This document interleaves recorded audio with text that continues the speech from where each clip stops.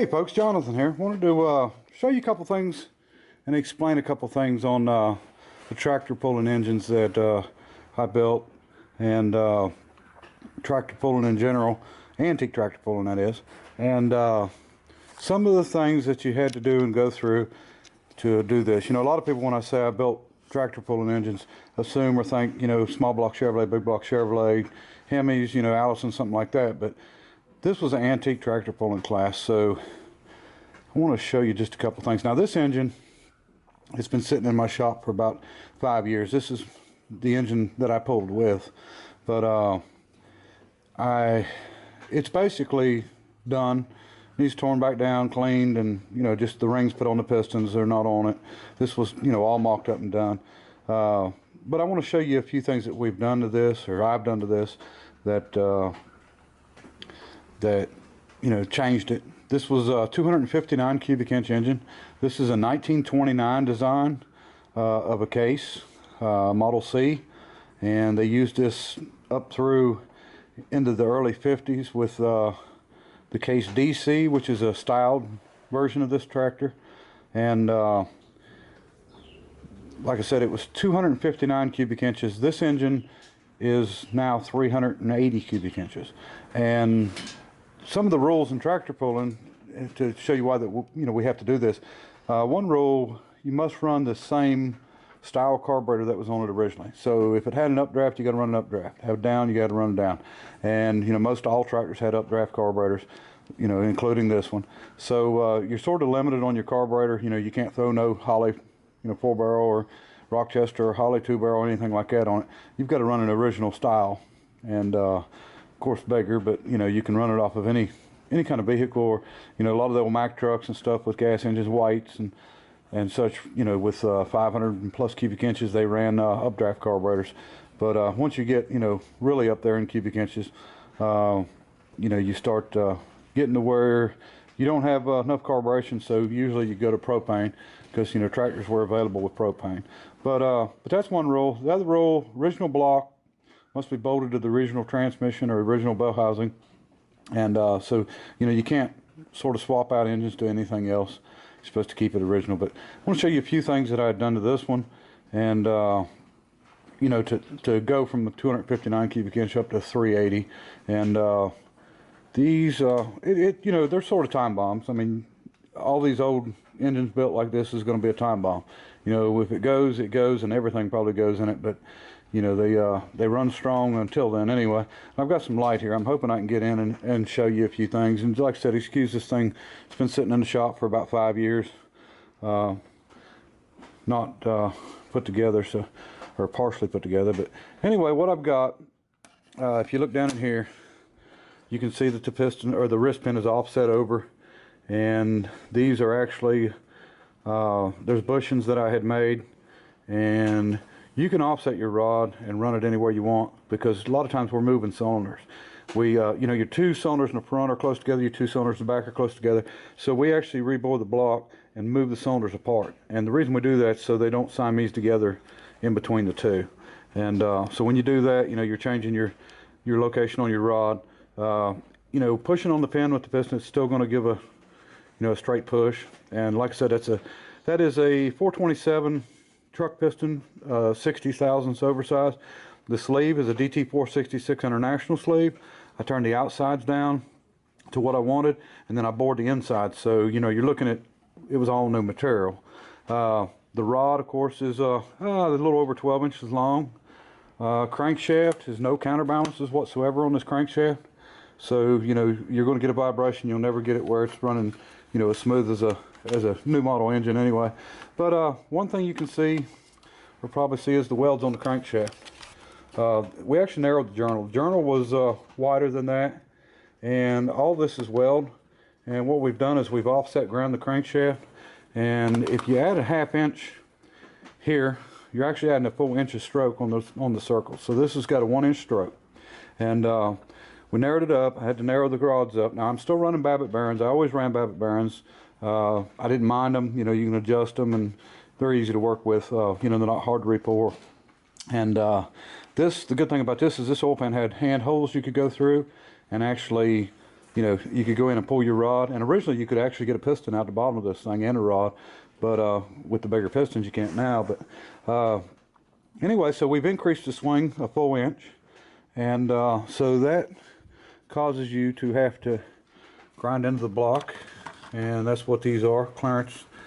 So the crank will swing, and that's actually where the rod bolt swings. And I think I've actually, on this one, I lowered one of the rod bolts some. I can't remember what I ended up having to do. It's been a long time. I think I actually lowered it on this side.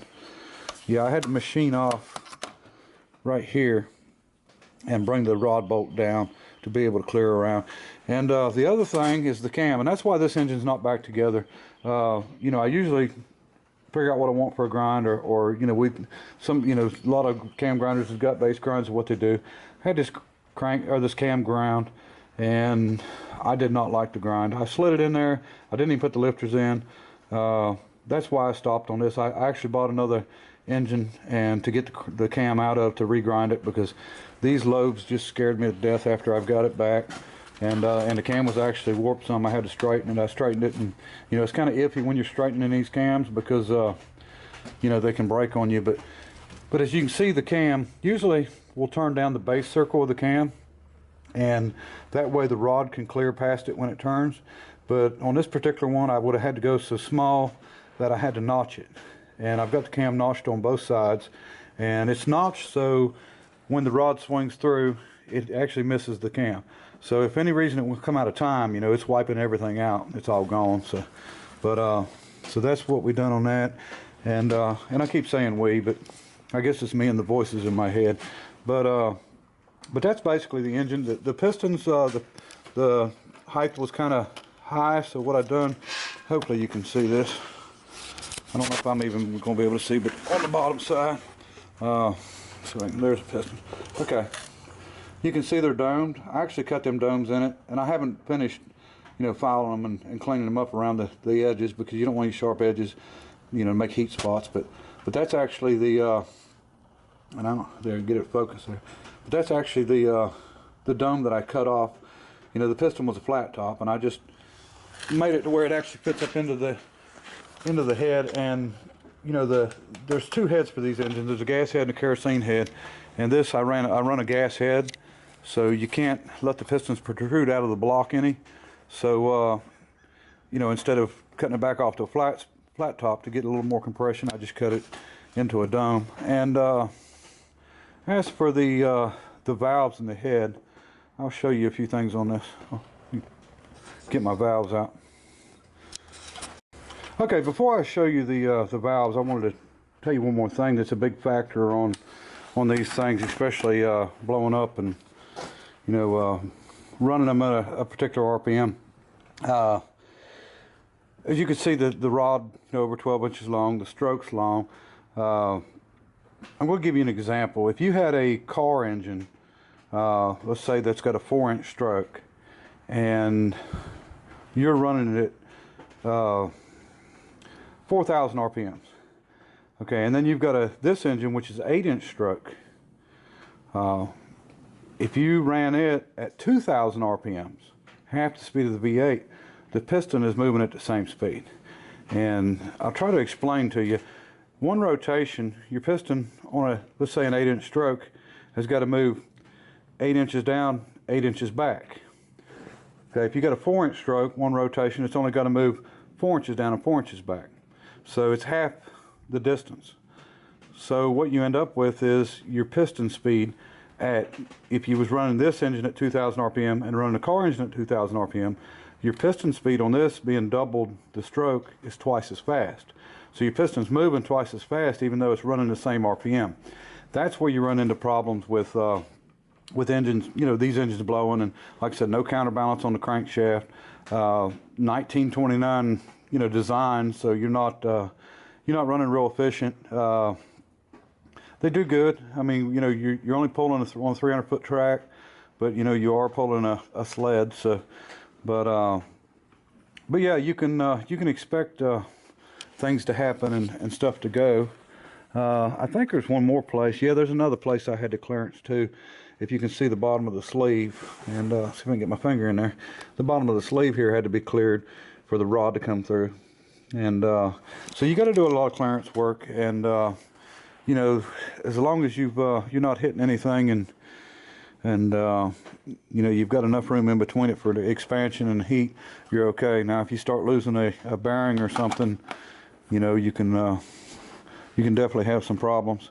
You know, Babbitt bearing, usually when they start going, they just going to come on out of it. But you know, it's not bad. And I use you know, when you shim Babbitt bearings, usually it's by feel, but I use plastic gauge, and when I'm shimming and doing them. But I try to this thing's oiled up real good. That's one of the reasons it looks so bad. But you know, try to keep it covered up and stuff, and eventually I'll get this thing back together. And still got the tractor, and you know, I've had other pulling tractors that I've sold, but I sort of like that old case.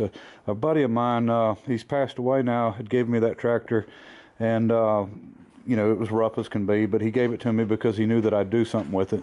And he actually ran a show, a tractor and the engine show, and he gave it to me, and I got it together and actually took it up there and drove it and pulled with it and played with it some. So he was happy to see that, and you know, that's one of the reasons I kind of hold on to that tractor. But I'll show you the valves on it. Okay, I was hoping to be able to find one of my old original valves for the case, but I don't see any around here. This is a John Deere, but you know, I'm going to use it for an example. These are the valves I run. These are 7mm stems. These are actually Del West titanium valves, and they're from DEI, which is Dale Earnhardt Incorporated, and they're actually used NASCAR valves. And people want to know, well, why do you use titanium valves? Well, it has nothing to do with the valve. I mean, I like them because they are light and, you know, the small stems, but the main thing is the length of them. You know, a small block Chevrolet valve is, you know, down to here. You know, they're just a lot shorter. So when you're dealing with a tractor and, you know, you need something for it, it's hard to find a valve with a long enough stem. So I was able to come up with this, and like I said, they've been raced, so I bought them used, but I actually turned the heads down, and I had to get a buddy of mine to do that on his lathe. And I think, if I remember right, he had a welding helmet on, and I was standing with the fire extinguisher because there was flames and shooting off these valves, because these was you know, I think it was 2 1/4 or something, and they're down to about 1 3/4 now. But they've actually laser etched the dates and everything in on these. But that's the intake, of course, and that's exhaust. And you know, one of the things, you know, you're lightening your valve up. Anytime you get your valve stem smaller, you get more airflow through. And you can see how a tractor valve has got a huge stem on it. So, and these had huge stems, you know, the original valves in my case. So you've got, you know, a lot more room for airflow. And then when you do your guides, you know, I always cut the guides off up close to the head instead of letting them hang down. And that actually, you know, with these strong valves, you don't have to worry about them, you know, breaking or anything, but it actually lets you have more airflow. So, you know, you're cutting down on the corners inside, everything you can do to get more airflow through it, because, you know, everybody knows an engine's a pump, and the more you get in, the more you get out, the better off you are. But that's what I run. That's the head's done and ready. Just got to put the valves back in, and 7-degree retainers, and I think I've got to order the retainers for them or something. I can't remember where I stopped at, but anyway, I will I'll show you my intake and exhaust I run on. There's my exhaust and intake. This is just a header I built years back, and it's sitting here and got surface rust on it.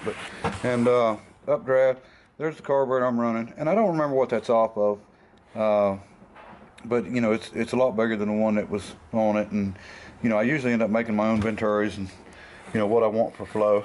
But anyway, that's the setup. Just a regular header, you know, and just fabricated out of a mandrel bent tubing. And I ran a 1/2-inch plate on this one, and which is a little thick, but the way that this bolts on, it only bolts on with 4 bolts, so I didn't want any warping on it. As you can see, there's 2 on this side and 2 on the other side, so there's not much that hold this thing on. So that's why I went with the 1/2-inch plate, so it wouldn't warp. But anyway, hopefully you can see that. And get away from it here a little bit. Kind of not a lot of room where I'm at right here. But anyway, that might give you an idea of the tractors. And and you know what you got to go through when you're antique tractor pulling in comparison to, you know, buying off-the-shelf parts. And because, you know, there's really no off-the-shelf parts for these. And I've got a friend that still builds, and he goes a little more extreme than I ever done. You know, he's built almost 1,000, well actually I think it was just about 1,000 cubic inch 4-cylinder engine, and Minneapolis Moline, and he is supposed to start a YouTube channel. If he does, I'll give everybody the link to it, because he does some amazing work. He's a lot better machinist than I've ever thought of being. Well, of course I'm not a machinist, but he really is one. And anyway, but that's what I've got here, and one of these days may put it back together. I don't know. You know, in the wrecker business, you can't really leave on the weekends, and that's why I sort of got away from tractor pulling, is because I couldn't go to a tractor pull and you know, enjoy myself, because, you know, knowing that I needed to be here close for a wrecker call or anything like that. But you get the idea of what's involved in it. You know, it's a lot more than what you would think, and it's a lot of money that well, most of mine was time, because I used, you know, off-the-shelf parts, old automotive and old sleeves out of diesels and stuff like that. But you know, it's a lot of time and trouble to build something to go win a you know, a $10 trophy. And my wife got to the point to where I wasn't allowed to bring any more trophies in the house, so I would either give them away to kids or hang them in the shop somewhere, you know. But anyway, I appreciate everybody watching, and until next time, bye.